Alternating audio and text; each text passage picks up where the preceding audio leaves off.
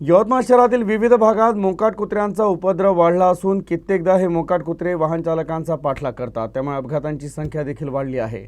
तर कुत्र्यांची दहशत नागरिकांसाठी डोकेदुखी ठरत आहे। शहरातील मध्यवर्ती बसस्थानक चौकात मोकाट कुत्र्यांची झुंड दिसत आहे। हीच मोकाट कुत्री वाहन चालकांवर हल्ला करत आहे। अलीकडे शहरात मोकाट कुत्र्यांची संख्या वाढत चालली आहे। रस्त्यावर सकाळी किंवा सायंकाळी कुत्र्यांचे झुंबड रस्त्यावर फिरताना दिसते। नागरिकांच्या मनात यामुळे भीतीचं वातावरण निर्माण झालंय।